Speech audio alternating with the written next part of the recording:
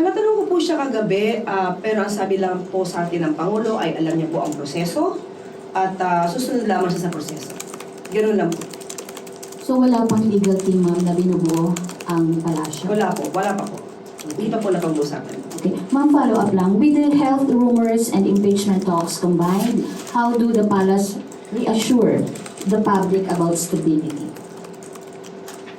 Nakita niyo naman po ang Pangulo. Kahit po sinasabi ng doktor na kailangan niya maghinay-hinay, patuloy po ang Pangulo sa pagtatrabaho. Hindi po nagbabakasyon ang Pangulo. Kahit po kailangan niya mamahinga, nandun pa rin po, nagbabasa ng mga briefer, ng mga briefs na dapat niyang alamin para po siya ay updated. So nakita po natin kung gaano kasipag ang Pangulo. Hindi po sanay ang mga kababayan natin na nakikita ang Pangulo na nagre-relax. Hindi tulad ng iba. So, tandaan po natin with that, na nakikita po natin na sunod-sunod pa rin po ang pagtatrabaho ng Pangulo kahit may iniinda noon. So, magtiwala lamang po ang taong bayan para mas maging maganda po ang impact nito sa ating ekonomiya. Salamat.